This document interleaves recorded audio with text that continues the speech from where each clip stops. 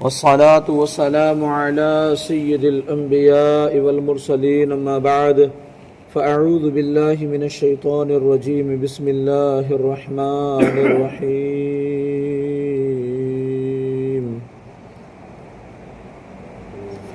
وإذ قال ربك للملائكة إني جاعل في الأرض خليفة قالوا أتجعل فيها من يفسد فيها ويسفك الدماء ونحن نسبح بحمدك ونقدس لك قال إني أعلم ما لا تعلمون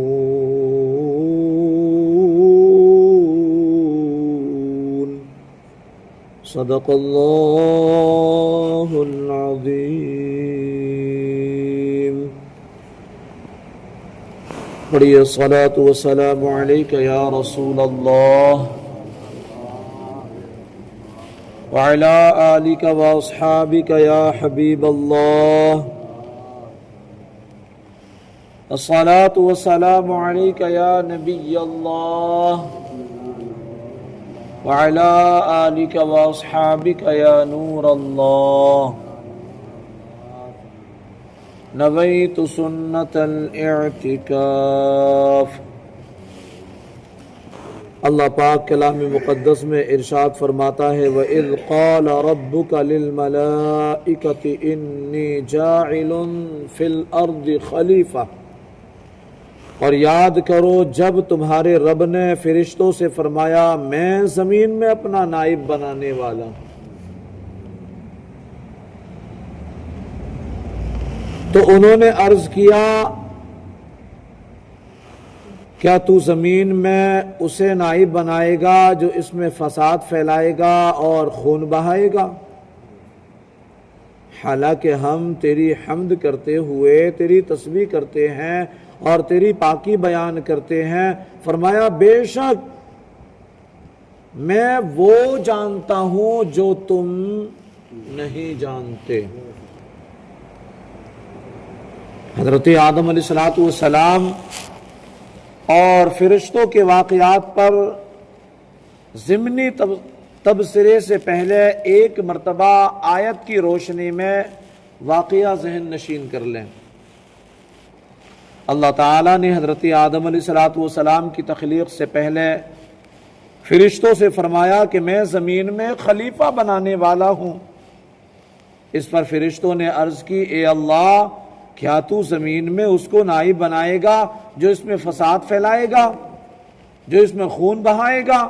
حالانکہ ہم ہر وقت تیری تسبیح و تمحید بیان کرتے ہیں، تیری خلافت کے مستحق ہم ہیں. اللہ نے فرمایا جو مجھے معلوم ہے وہ تمہیں معلوم نہیں ہے. پھر اللہ نے حضرت آدم علیہ السلام کی تخلیق کے بعد انہیں تمام چیزوں کے نام سکھا دیے اور پھر ان چیزوں کو فرشتوں کے سامنے پیش کر کے فرمایا کہ اگر تم اس بات میں سچے ہو کہ تم ہی خلافت کے مستحق ہو تو ان چیزوں کے نام بتاؤ. جن چیزوں کے نام فرشتوں نے یہ سن کر عرض کی اے اللہ ہم تو صرف اتنا ہی علم جانتے ہیں جتنا تو نے ہمیں سکھا دیا، ساری علم و حکمت تو تیرے پاس ہے. پھر اللہ پاک نے سیدنا حضرت آدم علیہ السلام سے فرمایا اے آدم تم انہیں ان تمام اشیاء کے نام بتا دو. تم انہیں یعنی فرشتوں کو تمام اشیاء کے نام بتا دو. جب حضرت سیدنا آدم علیہ السلام نے انہیں ان اشیاء کے نام بتا دیے تو اللہ پاک نے فرمایا اے فرشتوں کیا میں نے تمہیں نہ کہا تھا کہ میں آسمانوں اور زمین کی تمام چھپی چیزیں جانتا ہوں اور میں تمہارے ظاہر اور پوشیدہ باتوں کو جانتا ہوں. انی جاعل فی الارض خلیفہ، فرمایا میں زمین میں اپنا نائب بنانے والا ہوں. خلیفہ اسے کہتے ہیں جو احکامات جاری کرنے اور دیگر اختیارات میں اصل کا نائب ہوتا ہے۔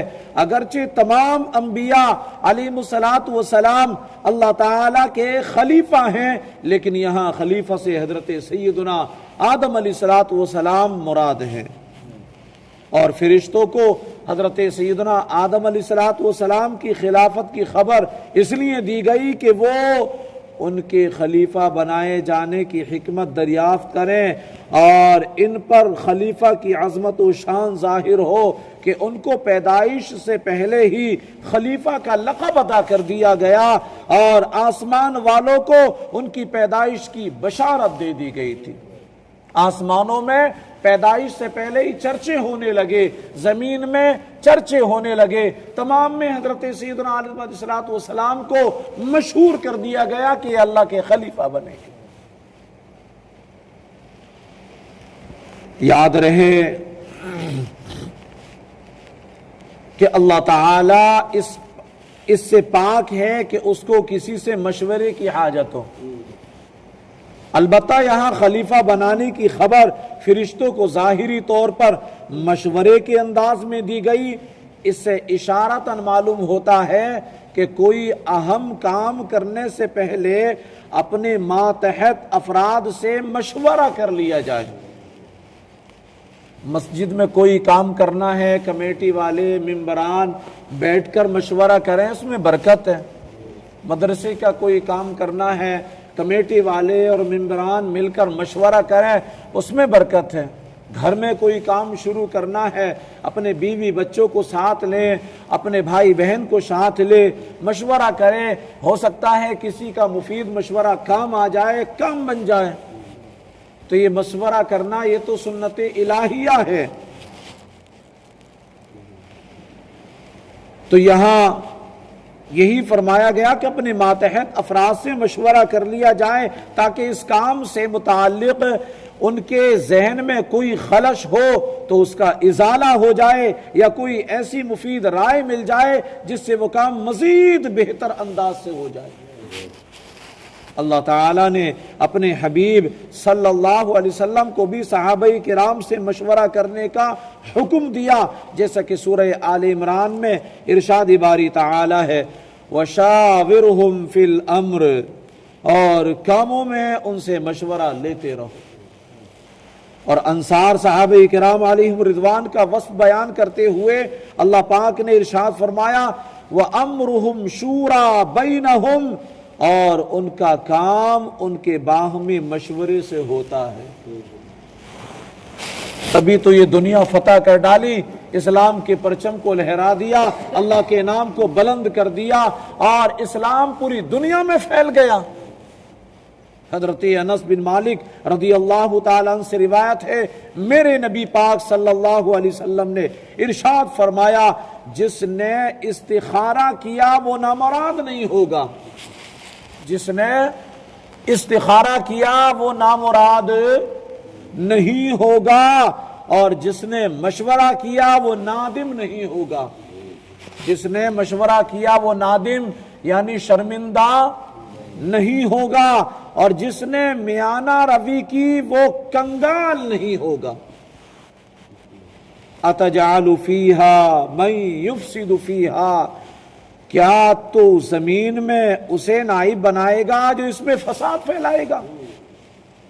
اس کلام سے فرشتوں کا مقصد اعتراض کرنا نہ تھا، بلکہ اس سے اپنے تعجب کا اظہار اور خلیفہ بنانے کی حکمت دریافت کرنا تھا، اور انسانوں کی طرف فساد پھیلانے کی جو انہوں نے نسبت کی تو اس فساد کا علم انہیں یا تو صراحت کے ساتھ اللہ تعالیٰ کی طرف سے دیا گیا تھا، یا انہوں نے لوح محفوظ سے پڑھا تھا، اور یا انہوں نے جنات پر قیاس کیا تھا، کیونکہ وہ زمین پر آباد تھے اور وہاں فسادات کرتے تھے۔ فرشتے نوری مخلوق ہیں، گناہوں سے معصوم ہیں، اللہ پاک کے معزز و مکرم بندے ہیں، کھانے پینے اور مرد یا عورت ہونے سے پاک ہیں۔ فرشتوں کے بارے میں مزید تفصیلات جاننے کے لیے آپ بہار شریعت جلد 1 کے صفحہ نمبر 90 سے ملائکہ کا بیان مطالعہ کر سکتے ہیں۔ انشاءاللہ ایمان تازہ ہوتا چلا جائے گا جیسے جیسے آپ کا مطالعہ ہوتا جائے گا۔ انی اعلم، بے شک میں زیادہ جانتا ہوں۔ اللہ فرماتا ہے انی اعلم، بے شک میں زیادہ جانتا ہوں۔ فرشتوں کے جواب میں اللہ پاک نے فرمایا کہ جو میں جانتا ہوں وہ تم نہیں جانتے، کیونکہ خلیفہ بنانے میں میری حکمتیں تم پر ظاہر نہیں۔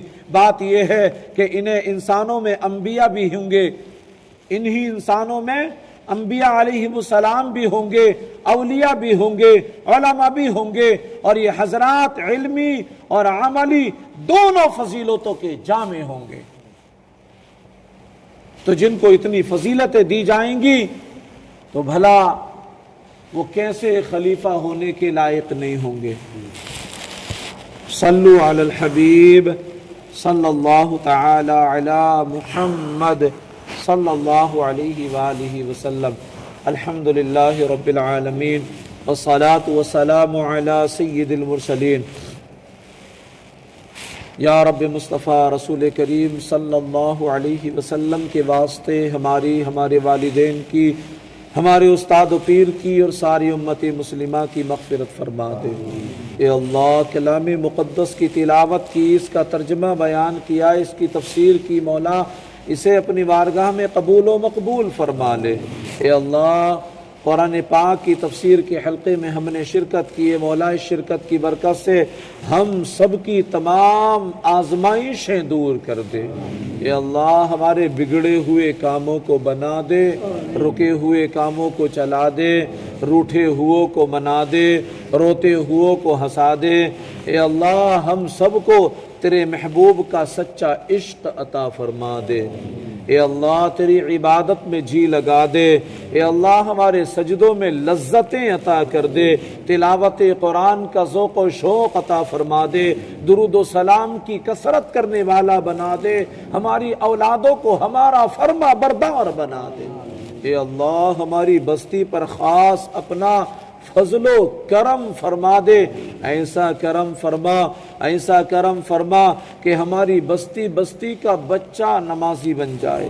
اے اللہ، ہماری بستی کا بچہ نمازی بن جائے، قرآن کا قاری بن جائے، میدان کا غازی بن جائے، کعبے کا حاجی بن جائے، نیک متقی پرہیزگار بن جائے، تقوی شعار بن جائے، والدین کا اطاعت و فرما بردار بن جائے۔ اے اللہ، ہم سب کو تیرے محبوب کے عاشقوں کا قرب نصیب فرما دے، عاشقان رسول کی صحبت نصیب فرما دے، ایمان کی حلاوتیں نصیب فرما، ایمان پر ثابت قدمی نصیب فرما دے۔ اے اللہ، ہماری ان دعاؤں پر اپنے محبوب کریم رؤوف الرحیم علی کا تحیت و تسلیم کے صدقے طفیل رحمت کی نظر فرما دے۔ سبحان ربک رب العزت عما یصفون وسلام علی المرسلین والحمد للہ رب العالمین۔ لا الہ الا اللہ محمد الرسول اللہ صلی اللہ تعالی علیہ وسلم۔ یا نبی سلام علیکہ، یا رسول سلام علیکہ، یا حبیب سلام علیکہ، صلوات اللہ علیکہ۔ آپ کا تشریف لانا وقت بھی کتنا سہانا، جگمگا اٹھا زمانہ، حوریں گاتی تھی ترانہ۔ یا نبی سلام علیکہ، یا رسول سلام علیکہ، یا حبیب سلام علیکہ، صلوات اللہ علیکہ۔ جان کل کافی سہارا، لے لیا ہے در تمہارا، خلق کے وارث خدا را، لو سلام آقا ہمارا۔